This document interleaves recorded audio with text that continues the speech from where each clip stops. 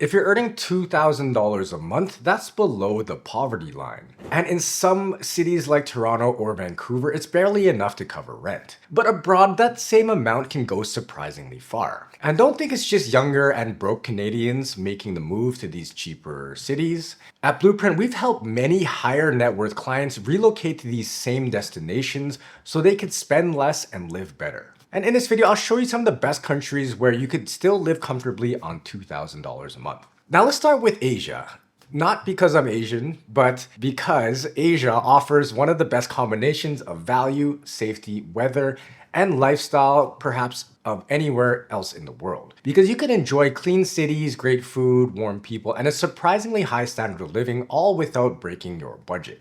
The first city on this list is Penang in Malaysia, where the food is incredible, the people are kind, and English is widely spoken, so it's very easy to settle in. It has a good mix of an island calm and city convenience, with very good healthcare and modern condos. And for around $2,000 a month, you can live quite comfortably, eating out often, enjoying beach sunsets, and having money left over for fun. Canadians get a 90-day stay visa-free, and Malaysia's long stay programs like MM2H make it simple to stay longer if that's what you want. I heard some really great things about Penang, and personally I have been there myself. And to be honest, I did love the food and everything and the people, but I did find it a little bit boring to stay there for a few days. Which is a caveat to say that everything on this list is subjective and you'll have to make your own opinion on whether or not you'll like it, and you're only gonna really know until you get there. Everyone has different experiences while traveling, and you'll find that you'll connect to certain places that others won't.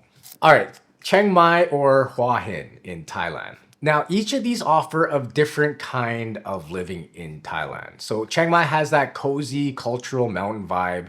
It's filled with temples, cafes, mountains, and a very creative expat community. It's big enough to have everything you need, but still feels laid back and affordable.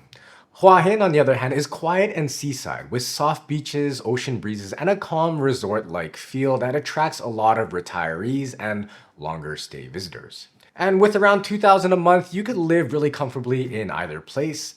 And that means a nice apartment, eating out daily, weekend getaways, and a few indulgences like massages, cafes, or gym memberships. Life will feel very easy and balanced and not rushed or stressed at this income level. English is widely spoken. The locals are very welcoming, and Thailand's healthcare is top-notch. Long stay options like the retirement visa or the Thailand Elite visa or the more recent DTV 5-year visa makes it very simple to stay for months or even years if that's what you want. Thailand is a great place to live or visit, and it's no wonder it's one of the most popular destinations in the world.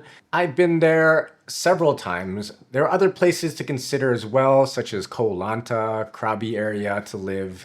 Pattaya also, which gets a pretty bad rap, but there are some non-crazy areas there to live in. Bangkok and Phuket though, it's gonna be tough to make $2,000 a month stretch there because it is getting quite pricey there. Inflation is hitting hard worldwide. Next is Da Nang in Vietnam, which is one of those cities that quietly wins you over and is somewhat under the radar still. It's clean, modern, and it sits right between the mountains and the sea. You could grab a coffee by the beach in the morning and be hiking or exploring temples in the mountains in the afternoon. For about $2,000 Canadian a month, you could afford a great apartment, daily meals out, and plenty left over for fun or travel. The expat community is friendly and growing.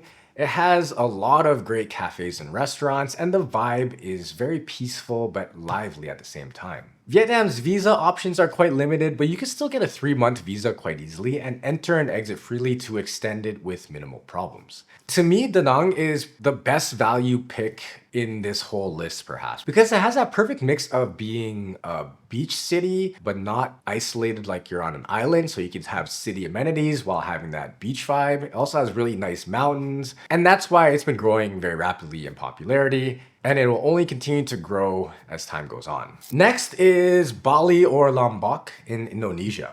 So each of these islands offers their own version of island living. Bali has a creative, very social energy, more of a party atmosphere with surf beaches, yoga studios, and cafes full of expats and entrepreneurs. Lombok is quieter and way less developed, and is perfect if you want the same natural beauty as Bali, but way fewer crowds. And for about 2,000 Canadian a month, you can live quite comfortably. You'll probably have to share a villa. You probably won't be able to afford your own at that price, or your own cozy apartment. You'll have fresh tropical meals and weekend island hopping adventures. The locals are welcoming, and Indonesia's long stay visas, like the social or second home visa, makes it easy to settle in if that's what you're looking for. Both islands offer that balance of freedom, comfort, and connection. But to me, I think Lombok is the sleeper pick because Bali, it does get all the press and recognition, but it is becoming very overpopulated and crowded. Places like Canggu, Seminyak, Uluwatu, they are having some serious overcrowding issues. So you might want to move to the up-and-coming place instead.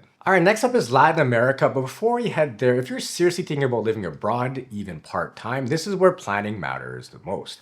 And here at Blueprint Financial, we've helped Canadians structure international moves, minimize taxes, and plan retirements in places like Thailand or Bali or Vietnam, or any other places on this list. We're fee-only planners, so book a free discovery call with our team today at our website, because to build the life abroad that you want, you need the right blueprint. Alright, now let's go to Latin America and South America. Okay, first up is Panama City or Bokeh in Panama. Panama gives you some options. So in Panama City, you'll find modern skyscrapers, pretty good dining, and excellent healthcare. Bokeh, on the other hand, offers cool mountain weather, lush greenery, and a relaxed pace of life. Now, you'll need to stretch your budget a bit more here than in much of Asia. 2,000 Canadian a month is doable, but it might not be very luxurious, especially in Panama City. Still, English is widely spoken in the expat areas, and the Friendly Nations visa makes long-term residency very simple. Outside Panama City, though, costs will drop pretty fast. Bokeh, for example, in particular, has a tight-knit expat community and a slower lifestyle that appeals to many retirees. Both spots offer comfort, stability, and the conveniences of modern infrastructure. And due to some very favorable tax laws in Panama, a lot of our clients want to set up residency here but end up traveling very extensively elsewhere. All right, next is Medellin in Colombia, which is known as the City of Eternal Spring. And its nickname is well-deserved because the weather is perfect almost every day.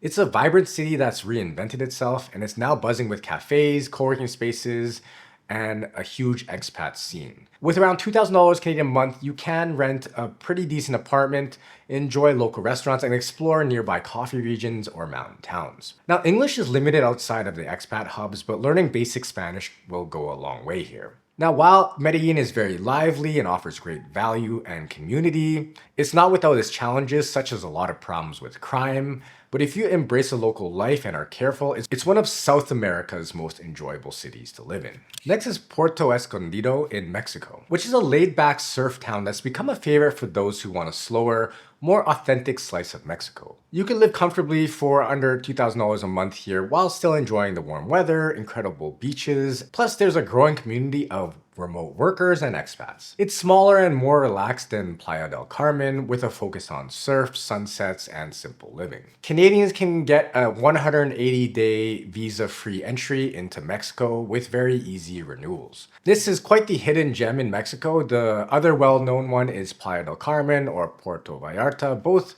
pretty solid choices for $2,000 or under a month. Mexico City will be quite difficult to live for with that budget because that is getting pricey these days as well. Next is Asuncion in Paraguay, which doesn't get much attention, but is a solid choice if you want affordability and simplicity. The city is quiet, safe, and relaxed with very low taxes, cheap utilities, and warm weather year-round. For around $2,000 a month, you'll live comfortably in a nice apartment, dine out regularly, and still perhaps have money left over. English is very limited, so definitely knowing Spanish will help, but locals are very friendly and easygoing. Residency is straightforward and one of the easiest in South America to obtain. Now, life here might not be glamorous, but it will be stable, inexpensive, and offers strong purchasing power. It is ideal for those who value freedom and financial breathing room. There is a trend of people wanting to move here for its very favorable tax regime for both retirees and digital nomads or remote workers wanting to build out their businesses. Okay, so let's go to Florianopolis in Brazil. Otherwise known as Floripa. It blends island beauty with urban comfort. It has beaches, surf, cafes, and that easygoing Brazilian rhythm. I've been here before in the past and it was one of the most beautiful islands I've ever been to. But it's also one of the more expensive places in Brazil and not nearly as luxurious as what 2000 will get you in, say, some of the other places on this list. But you could still manage to live here comfortably if you budget wisely. The infrastructure is okay, safety is decent, and the community vibe is strong. So if you haven't heard of it, check it out. It's definitely one of the most interesting islands that I visited in the past. I was only there for a week, so it would have been nice to spend more time there. Next is Buenos Aires in Argentina, which is buzzing with culture, cafes, and nightlife, and it offers European flair at South American prices. The food, art, and energy are unmatched, and for around $2,000 a month, you could live very comfortably in the heart of the city. Now, Argentina is interesting because it's had such insane inflation in recent years. Everything is so cheap if you're gonna be buying things in Canadian or US dollars. But it's also has led to some huge social issues in Argentina with, say, large increases in crime and homelessness. I haven't been there in over a decade, but people that I know that have been there recently says that they did not feel very safe there. So that's something to be aware of. It is dynamic, creative, and full of character though. So if you're feeling adventurous, it could be a very good pick for you. So my experiences in Argentina was back in my backpacking days. I did stay in a hostel in Buenos Aires. And while I had no problem, one of the girls that was staying in the hostel mentioned she was held up at gunpoint one night. So it is quite a dangerous city back then, so I'm assuming that hasn't changed today. Definitely keep your wits about you if you move to South America or pretty much anywhere. Next is Sucre or La Paz, which is located in Bolivia. Now, Sucre offers one of the lowest costs of living in South America, and La Paz, it will be busier and higher in altitude, but it brings more energy and urban life. And infrastructure, though, can be basic and English is rare, but locals are welcoming. What I've heard, though, is that it's an excellent option for people who want slower pace of living, to really learn Spanish, and to perhaps stretch out your budget while still enjoying this rich cultural experience. Next up is European cities. And if you're actually thinking about leaving Canada, make sure to grab this free guide on the 7 biggest CRA tax traps Canadians face when moving abroad. You can grab it at the link below. Now let's move over to Europe, and to make $2,000 a month work, we're gonna really be focusing on Eastern Europe because it offers both rich history, beautiful architecture, and surprisingly affordable living, especially compared to Western European pricing. Now first up is Tbilisi in the country of Georgia. Now the architecture, the food and wine, and the culture are very rich, but it might not be the easiest place to settle into. Now, English is not very widely spoken, more so by the younger locals and in some tourist areas. So daily life will often require patience and a bit of Google Translate. Now, the city has a raw developing energy, and it can be beautiful, but sometimes chaotic, with some questionable infrastructure and some long, cold winters. And for around $2,000 Canadian a month, you'll live comfortably, eat out often, and explore the mountains or wine regions on the weekend. It's affordable and full of character, but definitely not for the faint of heart, I would say. Now, I've actually stayed here before and explored residency here. It's good for people who are considering building businesses because it has that 1% tax rate. But ultimately, I decided to leave because of the geopolitical tension in the region. They say that Georgia would be the next target for Russia to invade in, so that could dissuade a lot of people from wanting to live here. All right, next is Sofia in Bulgaria, which has a surprising charm once you get to know it. It has green parks, mountain views, and a relaxed, affordable European vibe. It's modern enough for comfort, but still will feel very local and authentic. And for about $2,000 a month, you could live well in a central apartment, eat out often, and travel easily around Eastern Europe. Now, English is spoken by younger people, but older locals mostly speak Bulgarian or Russian, so daily interactions will take a lot of effort. It's safe, affordable, and has good healthcare, but not everyone finds it immediately easy to settle in. Next up is Tirana in Albania, which has come a long way. It has a very growing expat scene, there's cafes everywhere, the food is great, and the coast is just a few hours away. For 2,000 Canadian a month, you'll live very comfortably with a lot left over for weekend trips to the Adriatic. The good news is Albania offers visa-free stays for Canadians up to a whole year, so it's very easy to settle in and see if the lifestyle fits you.